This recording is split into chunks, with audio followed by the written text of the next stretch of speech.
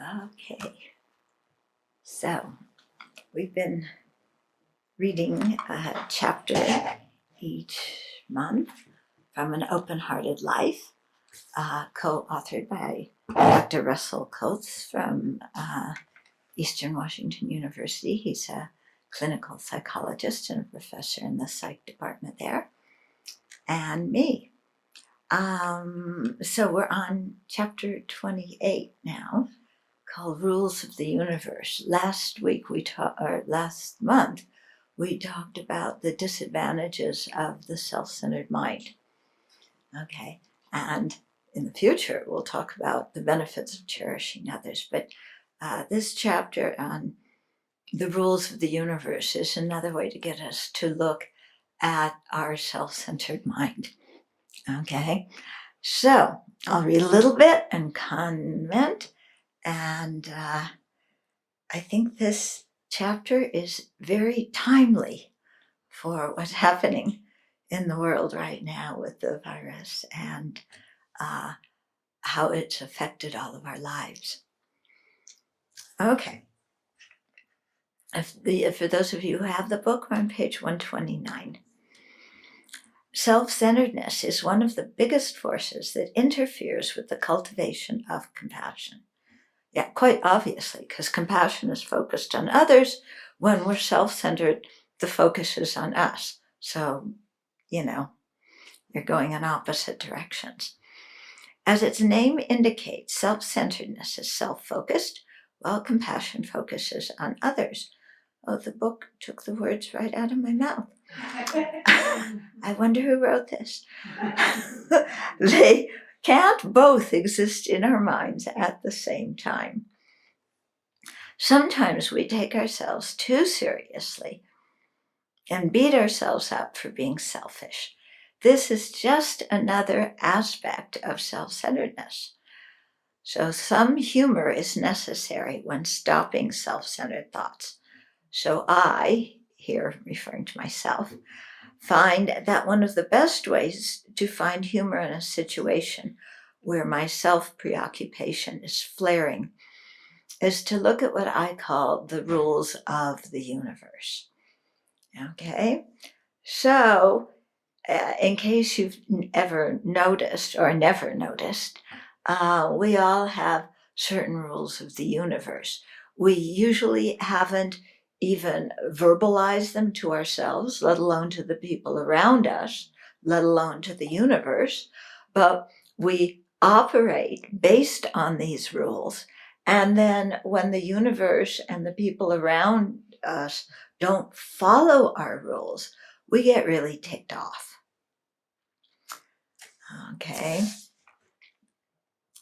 So each of us has our own subjective rules of the universe, which consist of the ways that we think other people should act and how we want the world to be. Do you have a few of those? We didn't consciously sit down and write out these rules, and we may not even be aware of them. They are self-centered assumptions that we base our life on. Unfortunately, we live as if these rules were true, but when we expose the ridiculous logic, in quotes, of the self-centered thoughts that made these rules, then we're able to laugh at ourselves because some of our rules are really pretty ridiculous. Yeah. And we have to be able to laugh at what is ridiculous in life. Yeah. This, in turn, helps us to relax and not to follow the autocratic rule of the self-centered mind. So here are some of my key rules of the universe. Maybe you share some of them. You may have some others to add to the list. Okay, so these initial rules of the universe were written in a non-coronavirus time. Okay, just ordinary things. So we can add some special, extraordinary times, the rules of the universe that focus on our present time. But let's go through at least some of these ordinary ones to kind of warm us up. Okay, so the first one follows very well upon Venerable Thubten Chodron's meditation. So first rule of the universe, okay, everyone must like me. Okay, absolutely no one is allowed not to like me. Why? Because I'm a wonderful person. So of course everybody should like me. And anyway, it hurts my feelings if they don't. Okay, so if you know me, this is number one. You've got to like me, and you've got to think I'm fantastic. Okay, and you also have to tell me that too. Yeah, I mean, you can't just think I'm fantastic. You have to say it. Okay, second rule of the universe, I should get what I want when I want it. Why? The reason the universe owes it to me. Why? Because the universe is so privileged to have me in it. Yeah. So I should get what I want when I want it. Yeah. Third one, everyone should do things my way. Yeah, right? Everybody should do things my way. Why? Because my way is the best way. Even if what I want done today is the opposite of what the way I wanted it done yesterday, it's still the best way. Yesterday, that plan was the best one. Today, the opposite plan is also the best one. Okay, because I think it and I want it, and everybody should do things my way, because that way the whole universe will be perfect and it will be happy. Yeah, it's because all these idiots don't do things my way that we have so many problems. Okay. Fourth one, everybody should respect me at all times. No disrespect allowed. And you're supposed to know how to respect me. I'm not supposed to have to tell you. You should intuit, yeah, how to respect me, just as you should intuit what I want at any particular moment. Yeah. Okay. Now this one, short, to the point. I am always right. Yeah. So don't get anything in your own mind that thinks that you're right, because that's wrong. Because I am always right. Yeah. And why? Because I have intuition, like someone else we know. So, and I'm smart and I'm a genius. Yes. Unappreciated genius. Yes. Okay. And next one, I must win all arguments because I'm right and I'm the best. Yeah, so that follows, of course, because I have the supreme knowledge and wisdom and intuition that knows exactly how things should be done. Then this one too. I must always be comfortable. So this chair back is not quite straight enough for me. The cushion is not quite soft enough. It was hot in this room during the meditation. Better now. Okay, I don't like the electric lights. Yeah. And then we have lunch. And of course, I should get what I like at lunch and be comfortable with what I eat at lunch. And for sure, without a doubt, we're having beans and cabbage.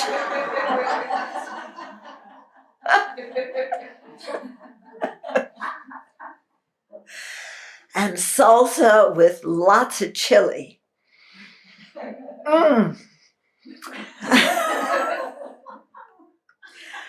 Okay, so all the sounds should be sounds I like. Whenever I hear music or whatever, it should be, I don't listen to music, but it comes anyway. It should be the kind of music I like. Okay? The smells should be what I like. Everything should be so that I am comfortable. Next one, I must never experience any hardship whatsoever. Okay? My life should be a breeze. No hardship. No discomfort. Perfect in every way.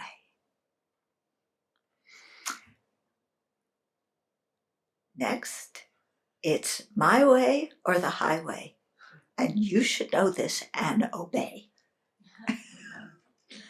Okay, because if you don't do things my way, I'm going to take my marbles and go home. So it's my way or the highway. So get that in your noggin, and then we will get along great. Okay, so those are some initial ones. We have some following ones in the book. Let's make up a few from our special time. Okay, so if I can start out the list. There should never be a coronavirus.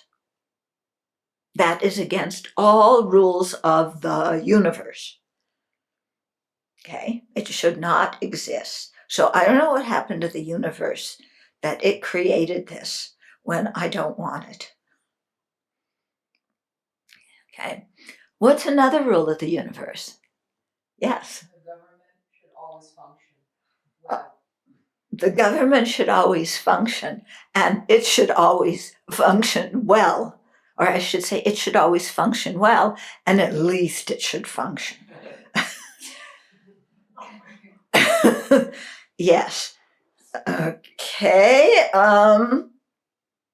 What else? Medical workers should have all the equipment they need. Medical workers should have all the equipment and more that they need. And hospitals should not be overcrowded. Yeah. We should have prepared for this a long time ago. Yeah, there used to be some kind of task force for pandemics. And then somebody, I won't mention who, dissolved it. Okay, so all the people on the front line should have whatever they need. Also, I should say other people on the front lines are people who work in grocery stores. Yeah, people who are driving trucks and getting things to the grocery stores. So many people who have low-paid jobs, who are the people that interface with the public, yeah, who are often people who are poor or immigrants. And no wonder they have one of the highest rates of illness, because they're the ones who are always interfacing with the public, even though everybody's supposed to be staying home. And their employers often forbid them to wear masks and do not provide them with the equipment. Even somebody was telling me yesterday, they have a friend or a relative who works in a grocery store, and the grocery store owners would not allow them to wear masks when they're restocking the shelves or checking people out. Okay, so that absolutely should not happen. Okay, What else? List online, growing list. Oh, okay. Rishika online says, no one I care about should become sick and die. Yep. Someone else says, everybody should follow the rules and measures put in place. And Julia from Julia Akapova says, people should stop breaking lockdown rules, every single one of them. Mm-hmm. Everyone should have equal access to healthcare. Now, why should everybody have equal access to health care, when the 1% are obviously better than everybody else? There should already be a vaccine.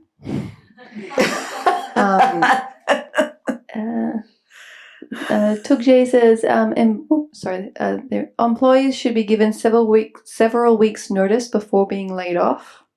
They get paid while they are. They should be furloughed and not laid off. Furloughed and paid while they're on furlough.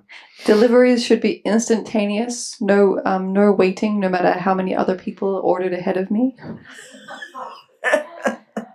Okay. There should be a rent and debt freeze and basic income during this pandemic. Yeah. And there should be enough toilet paper to go around and cover the whole world. Yes. And it should be over soon, and after it's over, it should be as known as it used to be. Oh, yes, it should be over very soon. And then the next day after we declare it over, everything is going to be like it was before, except better, because all this inequality is going to stop. Yeah, and that will happen at midnight of the day that it's over, so that the next morning everything is totally different. Okay, what else? This shouldn't be happening in developed countries. Yeah, it shouldn't be happening in developed countries. But it's okay if it happens in undeveloped countries. All the time. Yeah, all the time. Yeah, they can keep their ability. Why did we get the coronavirus, I mean, why didn't it start in Antarctica? There's lots of beings there that can handle it. Yep. Someone's raised a point saying that I agree with all of the suggestions, but none of them are coming from the self-centered place. They are all quite altruistic and very valid. They are altruistic and very valid. And what makes them, they are altruistic and valid. What makes the slight bit of self-centeredness is they should have already happened 2 millennia or 3 millennia or 5 millennia ago. Yeah? Right? We shouldn't have to be talking about equality and taking care of everybody in the society now.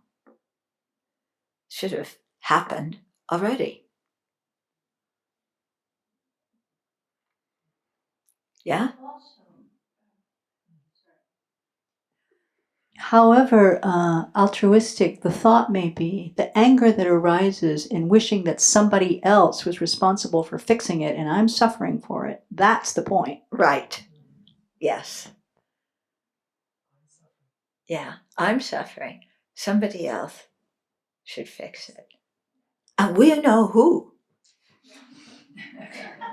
We know who should fix it. And It's not us. it's not. And that person says also, it's not me. I have no responsibility for this.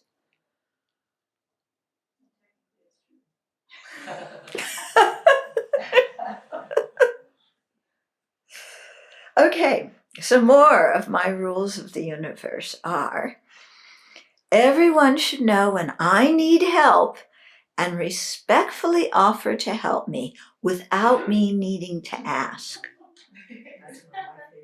Okay, so I shouldn't have to ask, but you should know when I need help and approach me. And when I don't want help, you should not ask to help me. I don't want your help, so stay away and stop telling me what to do when I didn't ask for your advice.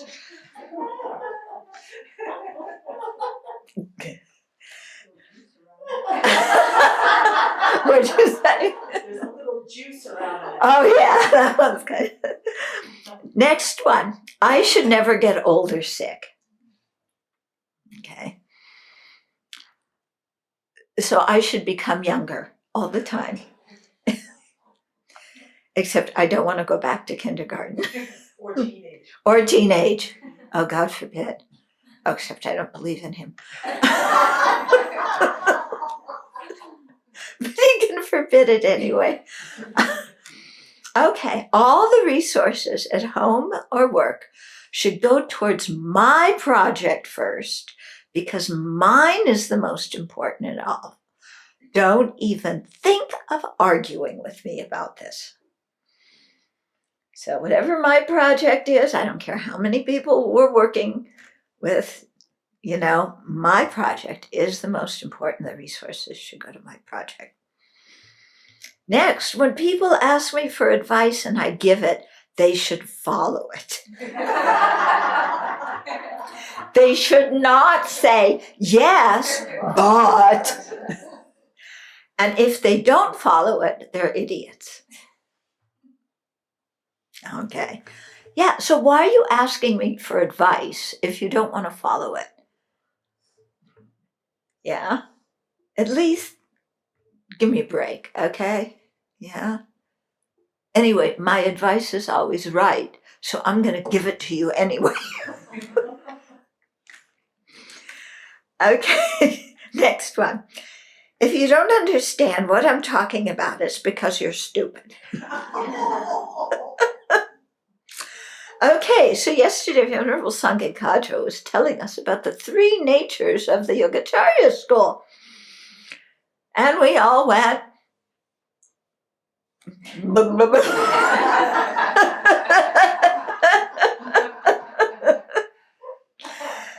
but we're not idiots. It's because they didn't explain it properly.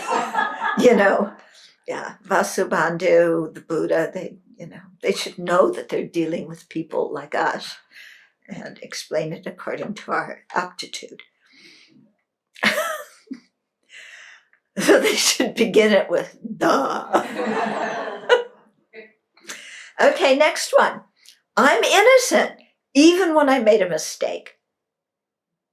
Okay, somebody else did it anyway. And if there's a fight, the other person started it. Yeah, I learned that because when I was a kid, whenever we argued, it was my brother's fault. He started it, but I was the one who got in trouble, which shows you how unfair the universe was.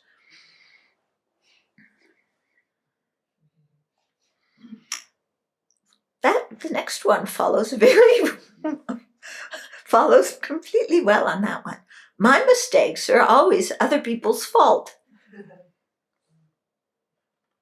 Yeah, I play the blame game because it's not a blame game. I'm just holding other people accountable because they're responsible for things, not me. Okay. But if it's successful, I did it. And I want the credit. All my mistakes should be forgiven immediately without me having to apologize. Okay. I should always get the credit for team projects, even when I talked everyone else into doing most of the work.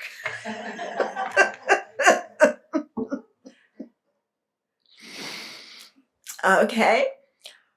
I'm always right, and even if I'm wrong, it's because you are too stupid to see how right I am. My opinions and choices are always correct, even when I change them from one day to the next. People must always approve of what I do and never criticize me. Yeah, that's another one of the pairs of the 8 worldly concerns. Okay? I want approval. I want praise. I don't want blame and criticism and disapproval. Those are outlawed. Okay? You must always praise me, even when I'm wrong or did something hurtful. So that one actually should be towards the top of the list. That one's really important. You must always think my idea is wonderful and listen patiently while I explain to you what is wrong with your idea. Then you must praise me for being so intelligent. Because I am a genius, you know. Okay. You must talk about something interesting. Interesting means something I want to hear about. Okay. And now the grand finality is, enough about me. How about you? What do you think of me?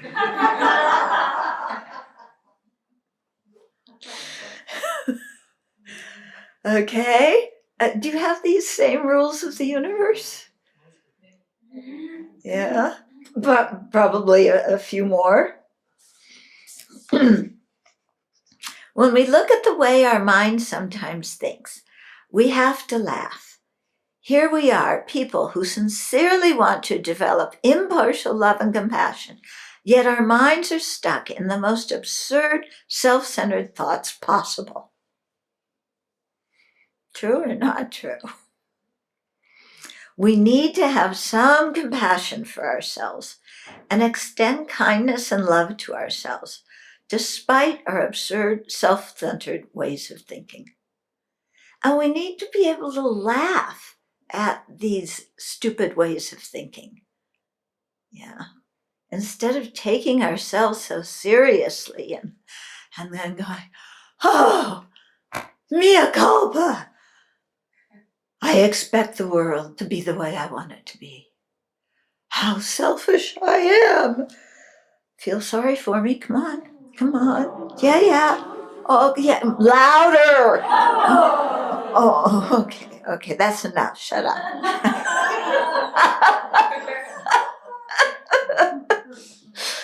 Okay. Being patient and compassionate with ourselves makes it easier to have compassion for others despite their foibles, unrealized potential, and bad choices. And we have to deal with that all the time. You know, we don't have unrealized potential and make bad choices, but all these other people, because they don't listen to our advice, do. So we just have to be patient and have compassion for these dimwits. Okay, so that is not patience and compassion. Okay, that is arrogance and condescension. We see that they are hampered by their self-centeredness, just as ours impedes us. But unlike us, they may not have the advantage of knowing that self-preoccupation is the source of their difficulties. And this is really true. You know, in our world, we are taught that our self-centeredness is what is going to protect us and give us happiness. Yeah. And even though we learn as kids, don't be so selfish, what that actually means is be selfish, but look like you're not being selfish. Yeah.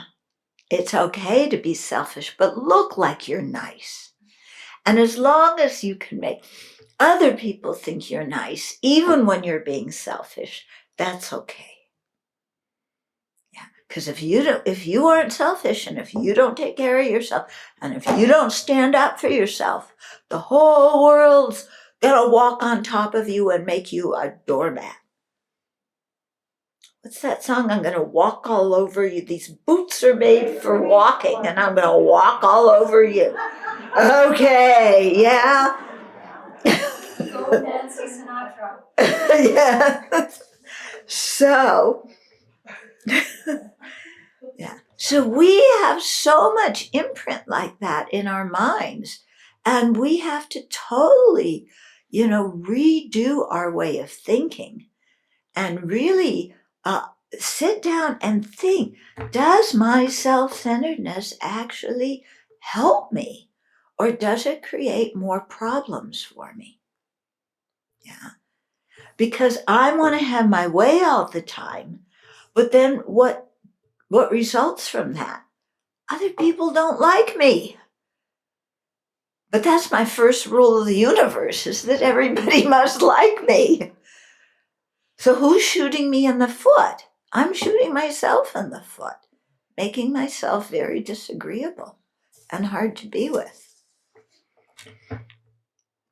This is very good advice. I was reading that divorce lawyers are having a lot of calls during the shutdown because couples are shut up in their apartments with each other, and now they're deciding they can't stand to be with each other so much. Yeah. But if you they say, watch where you put the I in marital, so it doesn't become martial, as in martial law. Okay? So if we practice being kind to others and sensitive to others, yeah, things are going to go so much better, and we'll wind up having fewer problems. Yeah. So don't think that just being selfish and screaming at other people is going to make them do what we want them to do. We can intimidate people so that they cave in and do what we want. But that doesn't mean they like us. Yeah. So liking is different than fearing somebody. Yeah. And if we're autocratic and demand, and yell and scream until we get what we want, people may cave in. But boy, they're going to really resent us. They're not going to like us for doing that to them.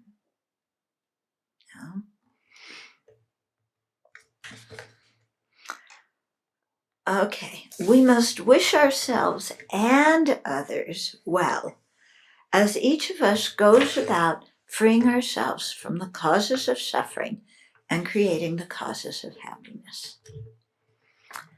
Okay, so here's the reflection that follows. Try to identify some of your own rules of the universe. This is a good thing for the discussion this afternoon. Okay. So ideas rooted in self-centeredness that interfere with your compassion for others or for your kindness towards yourself too. And have fun doing it. Yeah, because it is fun. It is fun. Trying to hide our self-centeredness is not fun. It's actually very stressful. Yeah, because we're putting on a face. Yeah, and it's hard keeping that face stuck on. It keeps falling off. Yeah. Whereas if we just, it's like, okay, here's what's going on in my mind. And I know it's not good. And you know it's not good. And let's laugh at it together. Okay. Have fun with it. The idea is to increase our awareness of the ways that we set ourselves up to be judgmental, irritable, and self-centered, while introducing some humor to the process. Do your rules of the universe make you judgmental, irritable, and self-centered? Yeah, you bet. These are my rules of the universe. Yeah, and you should follow them. Everybody should follow them without me even having to tell you. And then when you don't, I'm ticked off. I am worse than irritable.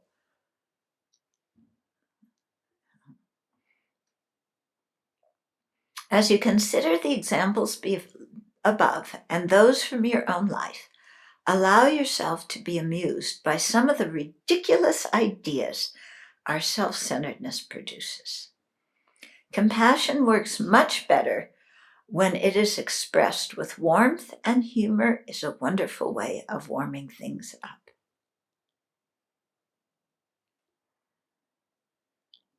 Okay. So, questions. There's lots of times for questions, or I could do the next chapter, which is questions, comments. Yeah. Someone online is asking whether can we use the self-centered thought for something good, or is all self-centeredness bad? Okay, give me an example of using it for something good. I can think of something that, yeah. I have to wait for their response. But let's see. Okay, well, they're responding. Okay. The Lamrim does take our self-centeredness and use it for something good. For example, when we think of the sufferings in the unfortunate rebirths, and our self-centeredness comes up and says, I don't want to suffer like that, then that can propel us to not to stop ourselves from creating the causes for that. And it can propel us to instead create virtue.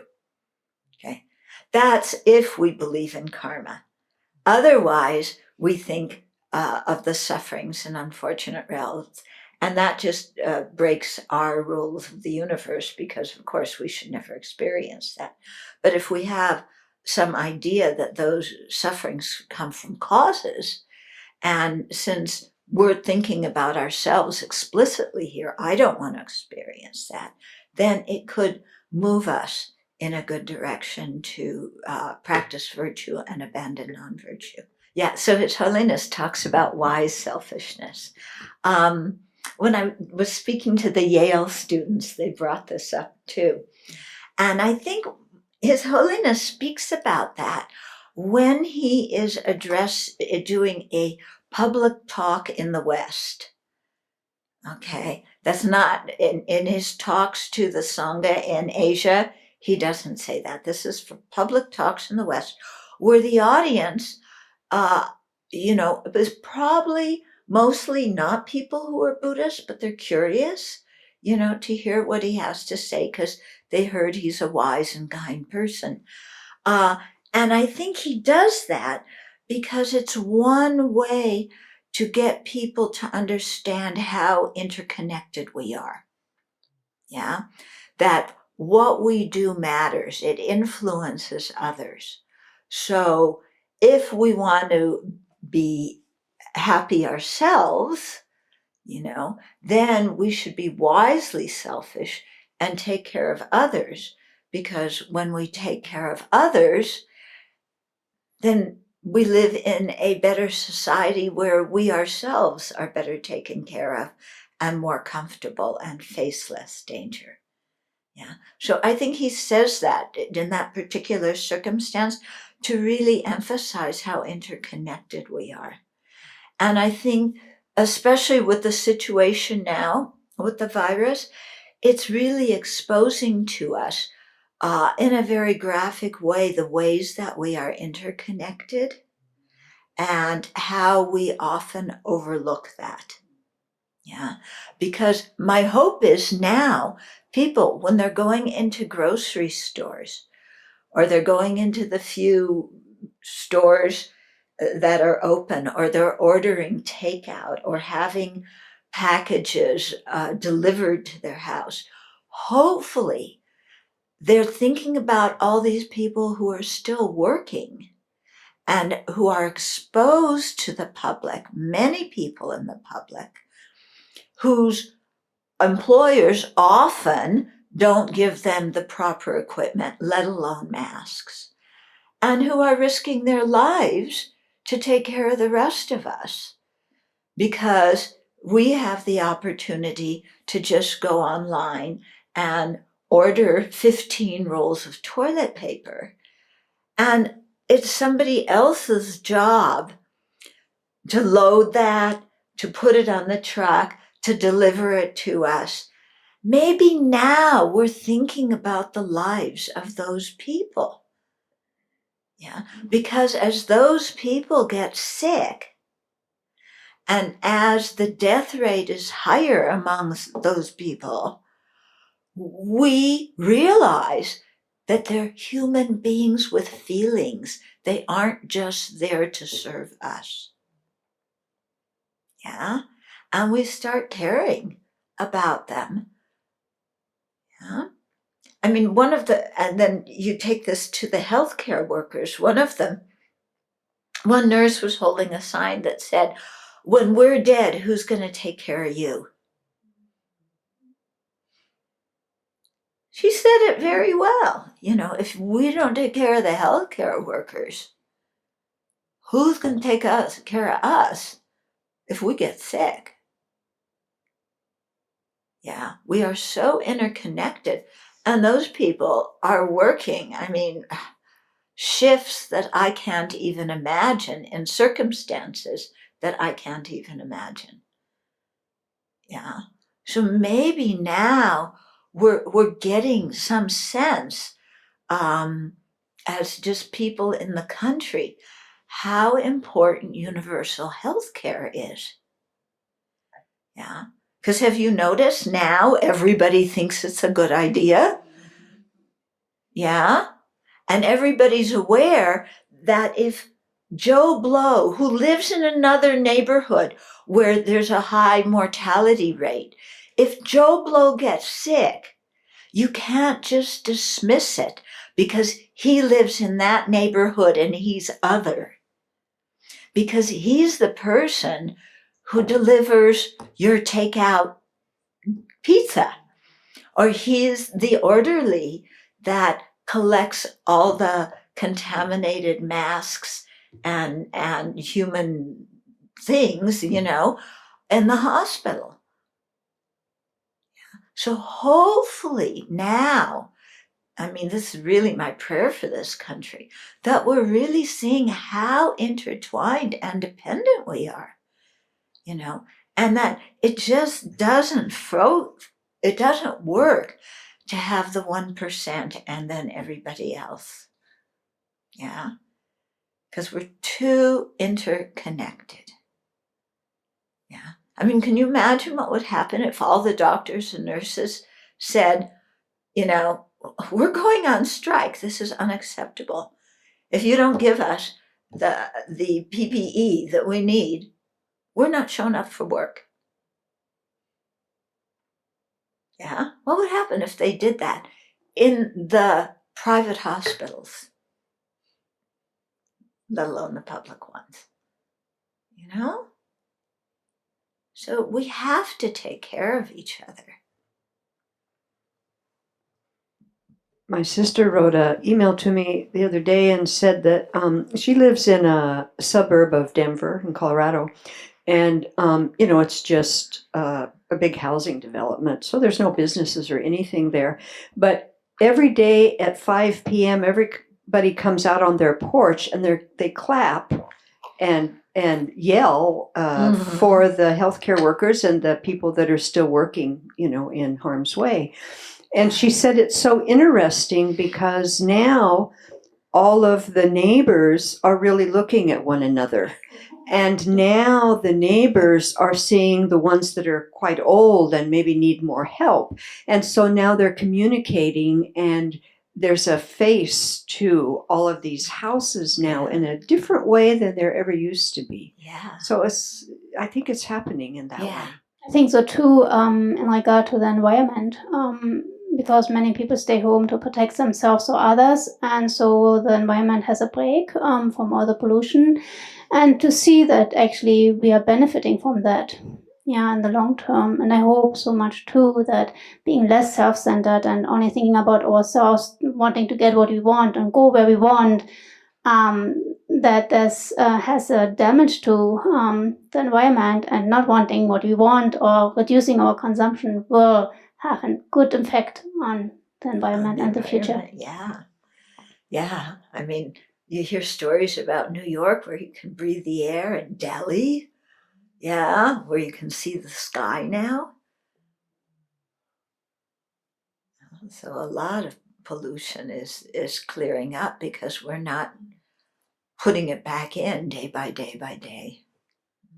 That keeps recurring since you've been talking is noticing how much in my own mind, and I have such a hard time catching this, but the should, just that word itself, people should, I should, you should. As soon as I have should in my mind, I've already, I mean, that's a rule of the universe. That's the indication. And I've already judged the situation, myself, other people as wrong. Totally wrong. So it's like, in some ways, sometimes it's subtle because it seems like, yeah, everybody should have health insurance, but they don't. So sometimes I have to work with just taking a little bit of internal distance between what I think would actually be beneficial for people, and then having the judgment about how it's not there. Right? So it's... Yeah. So should is a tricky word that we shouldn't use so often. Okay? Because some should implies judgment. Other should, there is no judgment behind it. Yeah? But I should point out, that's a should without judgment. Yeah? I should point out that we don't like when people should us. Okay. We're happy to should on them, but we don't like when they should on us and tell us what we should do. Okay. Again, because we already know, because we're the best ones. Okay. But yeah, I've noticed that in writing books, I try not to use the word should. Yeah, when I'm writing for Western audiences, especially American audiences. Europeans, you can say should sometimes. Canadians, yeah. Americans, they don't like should. I mean, today is Easter Sunday. There are states are on lockdown. There's not supposed to be gatherings. And some churches of all places are, there's one church, where is it? Louisiana, Mississippi. He's expecting 2,000 people today, because it's our constitutional right for assembly, and government shouldn't interfere in the exercise of religion. What? Freedom of religion. Yeah, freedom of religion. So, that's a good example of Americans do not like to be should on. As for some people, as soon as the government says something, yeah, it's, I don't like it. Unless it's, I'm going to give you $1,200. Giving me $1,200 is okay, but you shouldn't give it to other people because they don't deserve it. Okay? So, yeah, should is definitely a tricky one. But sometimes when you're trying to give people just simple instructions on how to do something, then we use the words should. And that, you put the butter in, then you should put the sugar in, then you mix the flour, then, you should add the cinnamon and whatever. And so that should doesn't have anger or judgment in it, but lots of our shoulds do. Dan Dimitrov is asking, how about, or could we use hope instead of should? Like, I hope that all people have a universal healthcare. Yeah. So I hope. Yeah. I mean, I hope, but hope isn't good enough. You should do it. No, we need to take steps to make that happen. Yeah. Hope is good. Hope is good. I hope we have universal health care, but somebody else should do it. Yeah. So, how can, because His Holiness also always talks about prayers are wonderful, but we need action. Yeah, so hope is great, but we need action. Yeah. And the most difficult action is changing our mind. Yeah. I don't think changing policies is so difficult. It's changing the mind. That's where we get stuck. Once we change our attitude and our mind, yeah, changing policies is not so hard.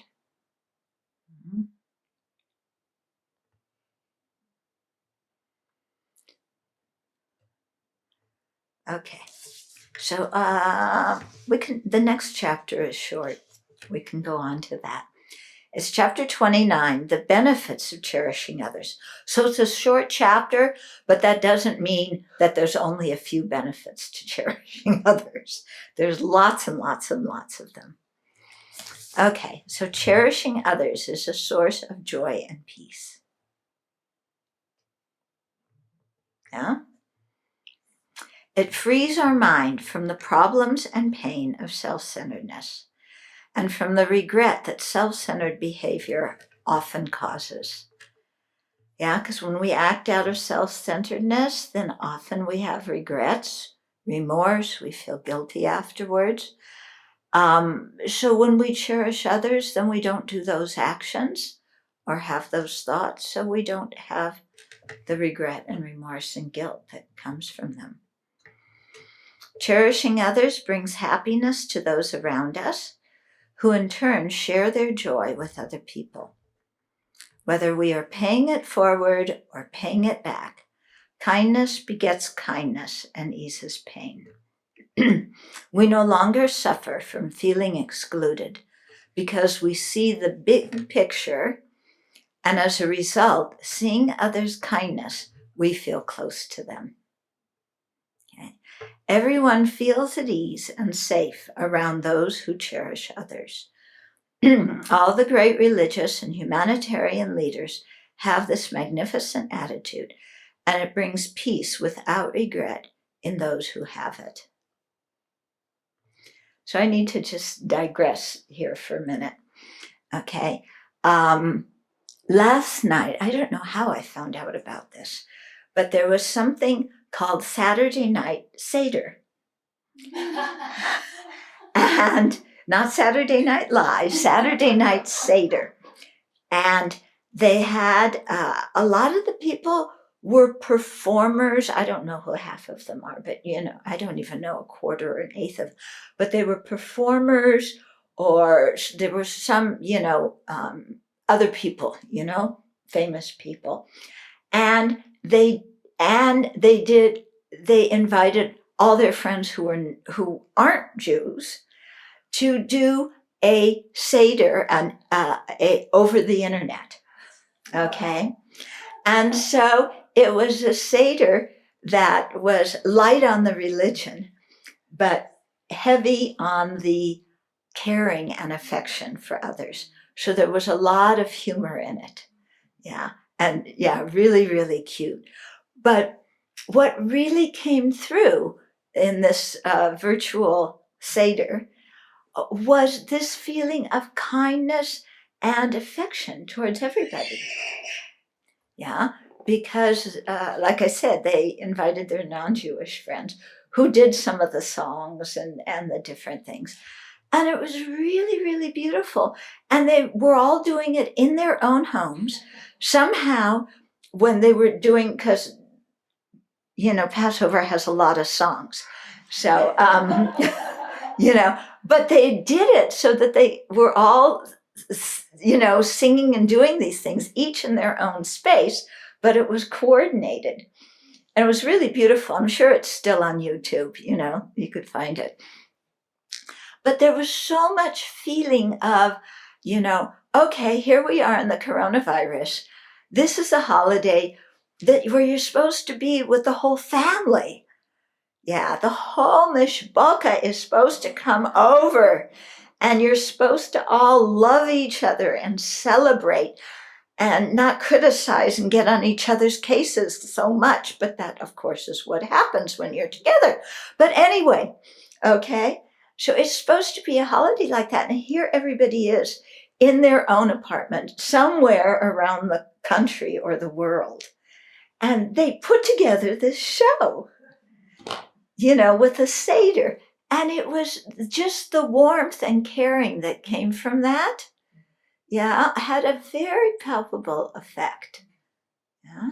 So I invite you to look at it, and maybe this afternoon we should take a look at it, because they also reminded us so much of the purpose of Passover and the Passover story, and that it's not just something for the Jews. The Jews tell it every year and celebrate it every year, but it's a story of freedom for all people.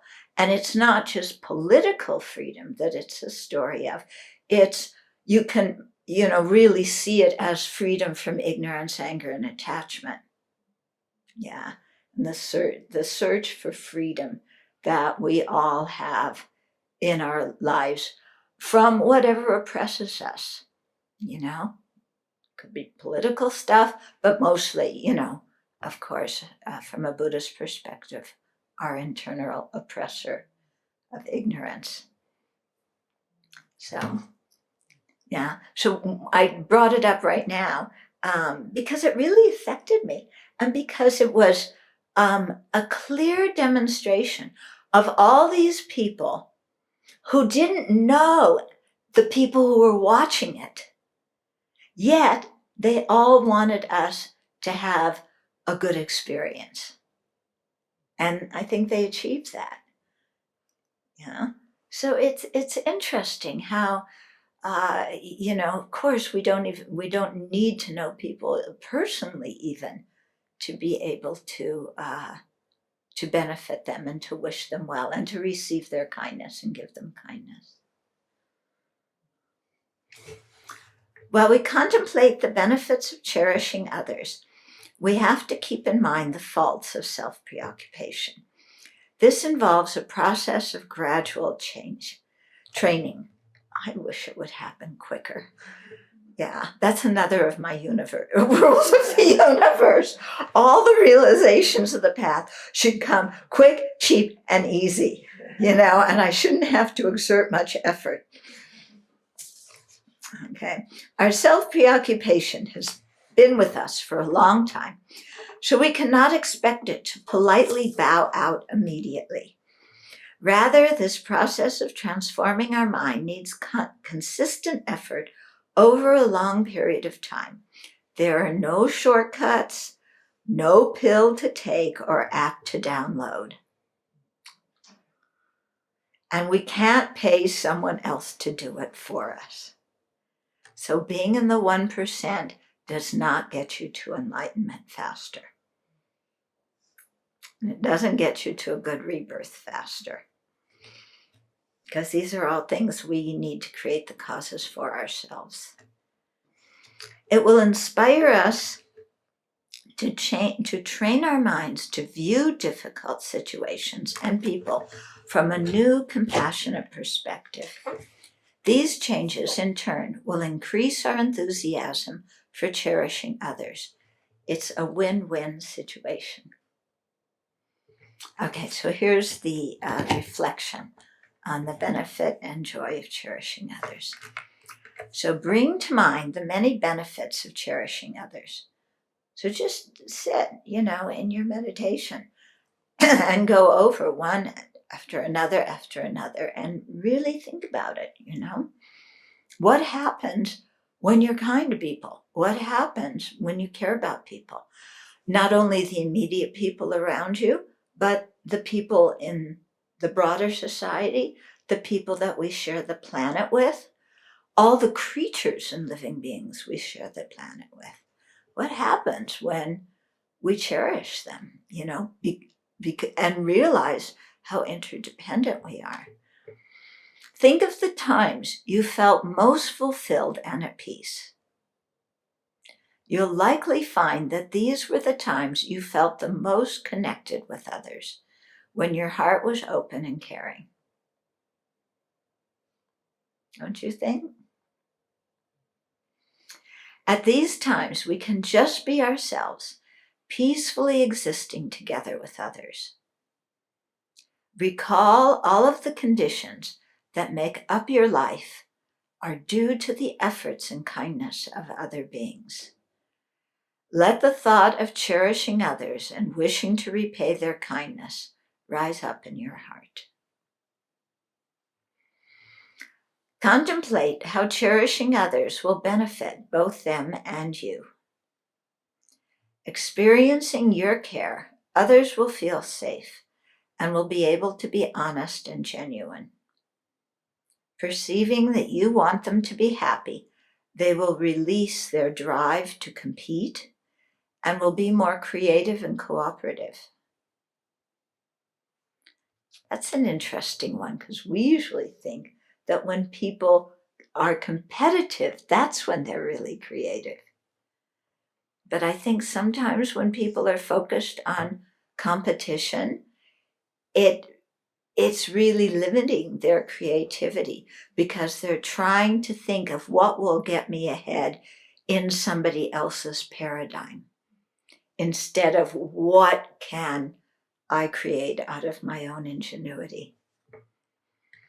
Knowing that you value them, they will consider your opinions and advice and will be able to openly share their own perspectives with you so that you may better learn from one another. Remember the feeling of being appreciated and valued, and think that you can give this gift to others.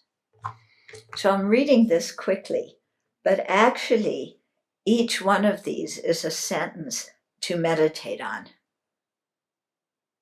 Okay? Maybe someone can do this and record it and pause between each part, and we can put it up as a guided meditation. As you do, consider that cherishing others also weakens the self-centeredness that is at the root of so many of your own problems. You will feel more connected and less sensitive and self-conscious, freeing yourself to cultivate your abilities and good qualities for the benefit of all. So many benefits from cherishing others.